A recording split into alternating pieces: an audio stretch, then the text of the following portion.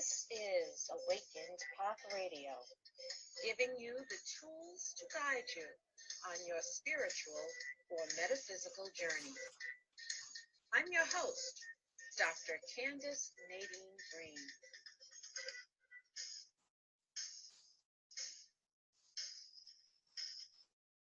Welcome to Inspirational Monday here on Awakened Path Radio.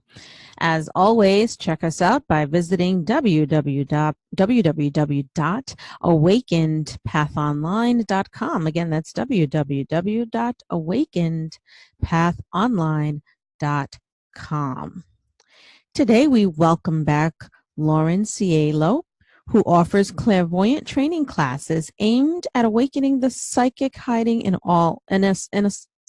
us all. Lauren teaches specific tools for reading and navigating the astral plane, facilitating your personal healing and increasing your ability to heal others. Lauren believes that everyone has psychic capabilities. Lauren is the owner and director of Golden Rose Psychic Services and also enjoys the beach, working out, and playing racquetball. Lauren is transgender and began his gender transition from female to male in July of 2015. Welcome back to our show, Lauren. It's a pleasure to have you. Thank you, Candace. It's great to be here. Now, you mentioned and at one time that you help dispel myths. So how do you help dispel myths with your work? Yeah, I think a lot of the information that I convey in a session with a client is really teaching. It's really teaching them why they feel the way they do, whether it's because the soul contracts that they're living through has it that way, or whether it's happening in their energy field. So the information that you receive is, I guess I explain why it's that way. Mm-hmm. So by the time the session is over, the person understands very clearly that the way I see the universe is a very structured environment and once you understand how that environment works, then you can leverage that to make your life better. Mm-hmm.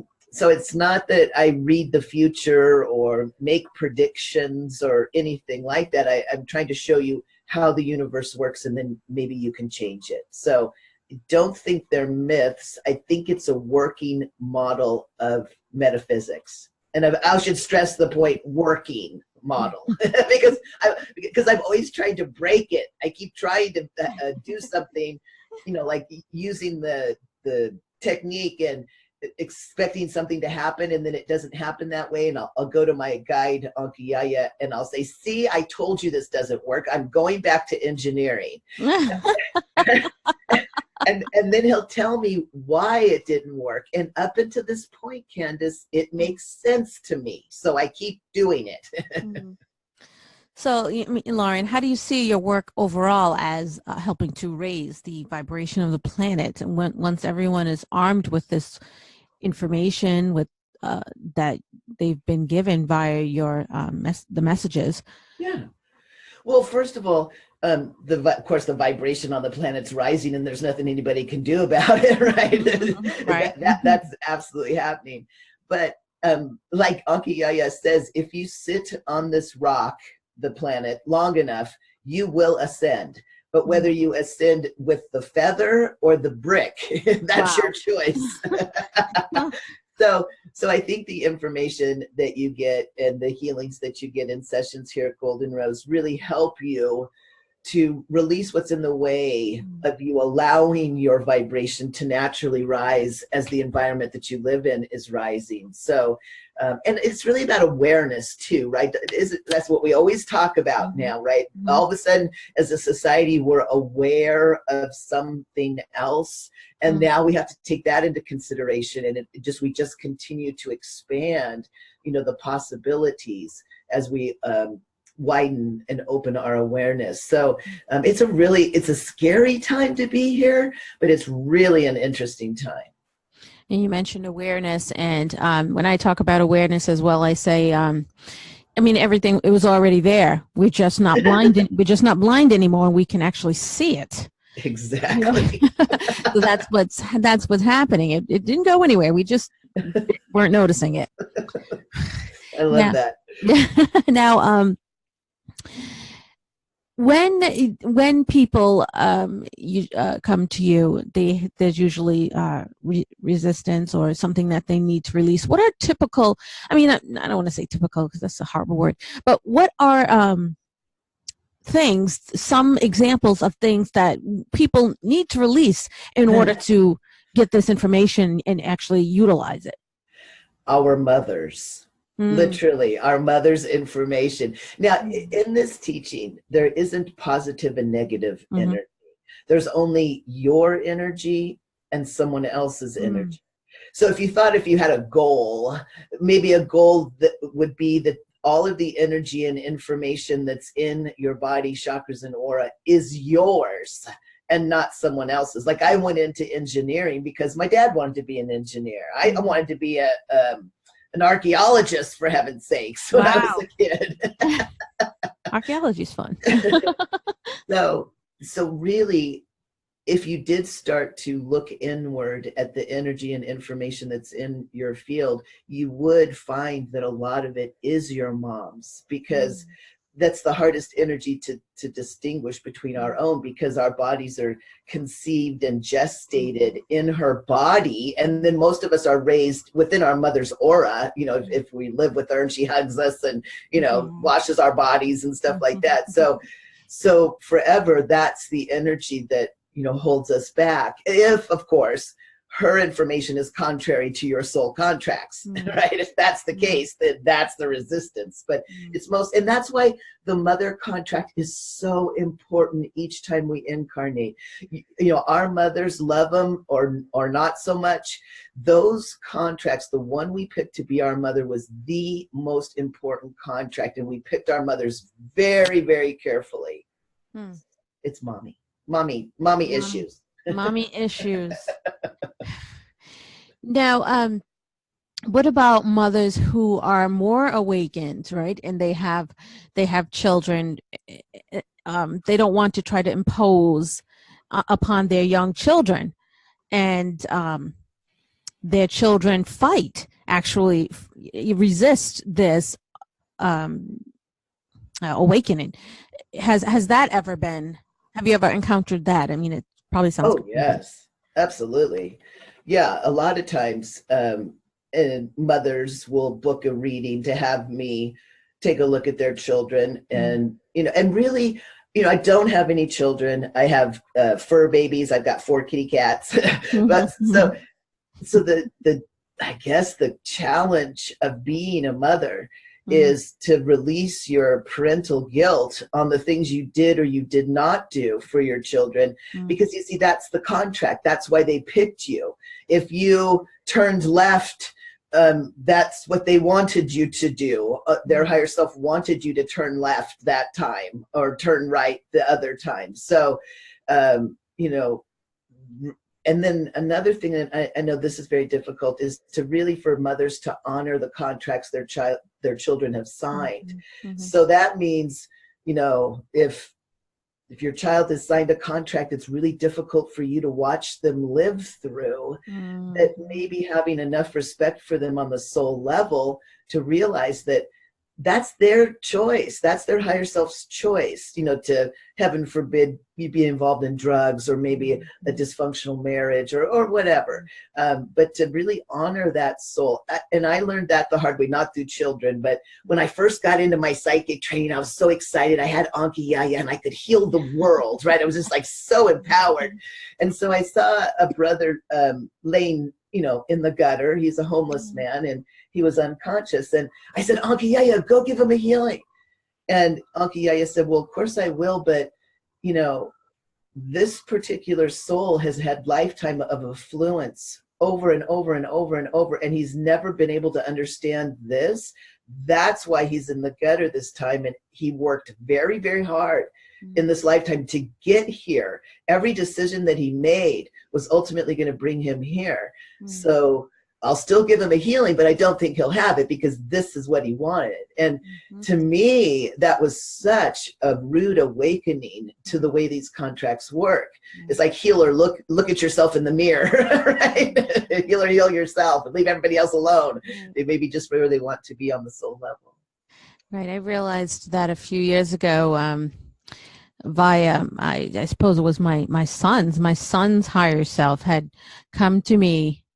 It's just at nighttime, and I don't want to say it's a dream, but he had come to me, and I don't remember actually what he had said, but I remember it was about that they chose, my children chose me.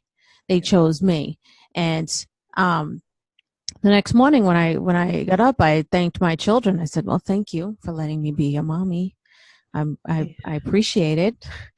And I've had such a respect for them. And as a mother, it's hard to watch your children go through something difficult, whether it's bullying or whatever it is. It's very difficult. But we have to respect that that's the path that they chose. There's probably something that they have to learn from that in order for them to graduate to their next level of existence. Yes, exactly. Good for you. I'm so glad that your child came to you with that healing message. What a blessing. It was so, the experience was just, it was so moving. There's just no words to describe it. I know I started crying, and when my little baby came to me, and he wasn't his higher self was in his little form, his little 6-year-old, at the time I think he was 6-year-old form, and told me, that he chose me and all the stuff. And I was just, I felt good. Felt good. That's wonderful.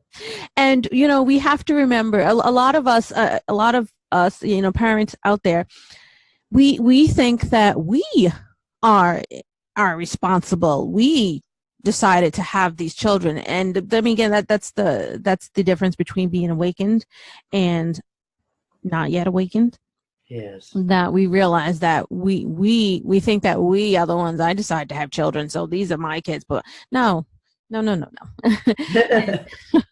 instead, I mean, they chose their path, and they chose us to be their parents, or have them us in their lives, and that's something we need to honor and respect.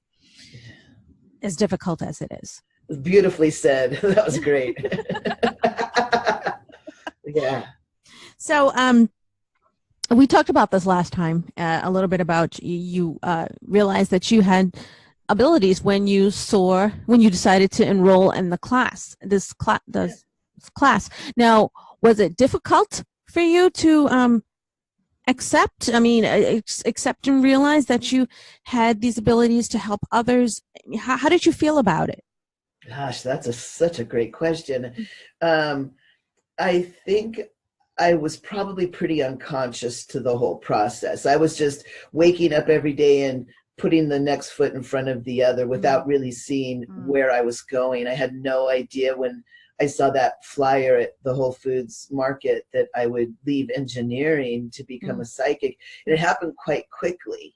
I started a 6-month program, and 2 months into it, I got laid off. My forte was high-tech startups because they're so fun because you're creating everything out of nothing. And I could tell that that they had just about ran out of the venture capital money, and that, I was probably going to get laid off. So I did. And that gave me just the least little bit of traction to switch careers. So I just, what I did is I went to a little local acupuncture office here where I live in San Diego, and I asked if I could rent a room.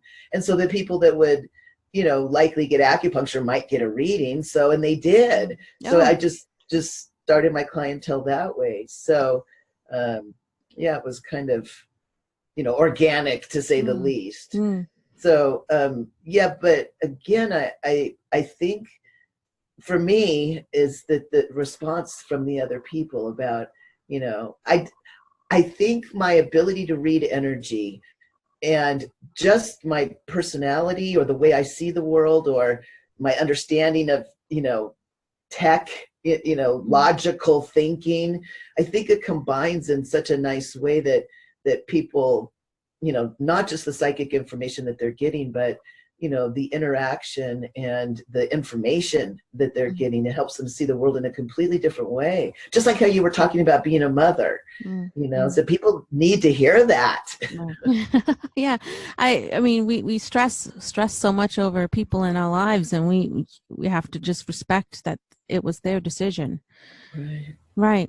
And it's really good that you were able to build up clientele that way by going renting space in the acupuncturist office.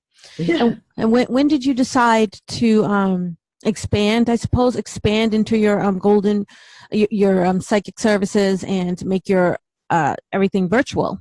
Yeah. Well, I started Golden Rose in 2007, and the first version was a brick and mortar here in San Diego with a whole bunch of other types of healers, a massage therapist, Reiki master, tarot readers, other clairvoyants, even a shaman. We had a shaman. It was really fun. But I don't think I'm as good of a business person as I am a psychic, because I certainly didn't run that business very well. And finally, after, I call it a white cane life, and I don't mean to be disrespectful, but I have no idea where I'm going. So I just keep moving forward until I hit something, and then I turn my shoulders a little bit and try to skirt whatever it is that I'm running into. So I did that with Golden Rose. I just kept trying different ways, and finally, the best way was for it to be just me sitting in my healing room at home, working virtually. And I've been blessed too, Candace, that my business footprint did get a lot bigger by some of the opportunities that I've had. So I'm not just a San Diego psychic. Yeah. Right. And you can reach more actually virtually. That's the beauty of virtual world. You can reach more. Exactly. And the way I like to say it is that my higher self has signed contracts with people on this planet that my body is never going to intersect with. Because, so there had to be a way to make those contacts. So, and this show helps me do it. Thank you, Candace. Oh, thank you for being on. It's our pleasure. Now, do you have any plans in the future in regards to your work? Anything you're working on or would like to work on? Yes, I teach a phone class consistently, meaning that there's always another one starting on how people can learn to use their clairvoyance to heal themselves and to heal others. So that's really my passion, is I love to teach. And when I first started doing it, of course, I was doing it locally here in San Diego, and people would say, "Oh, Lauren, I can't make it that night or that day, or it's too expensive. I can't do it." So I sat down and recorded everything, all the classes, and they're for sale on our website. So whether you like to work, in a class with me live on Saturdays, or if you like to download at your own pace, it's all up there. I even do private one-on-ones if people just want to learn. I just want to read past lives. I was like, okay, sit down, close your eyes. I'll show you how to do it. So teaching really is my passion. So that is like an ongoing project that I love. And fantastic. So how can people get access to these classes? Oh, that's a great question. Well, first of all, probably to hit my personal website, which is laurencielo.com. And then for your listeners, we've created a special page where if you go to laurencielo.com/awakened-path, you'll see all kinds of gifts for you, including a registration to jump into the next open house for the phone class, and to get more information about the online classes. Well, it was definitely a pleasure speaking with you again on our show, Lauren. Oh, Candace, it was so great. And thank you so much for what you do. We need all the healers out there that we can have. And thanks for broadcasting the message. Thank you so much. Keep up the great work. You too. Thank you. You're welcome.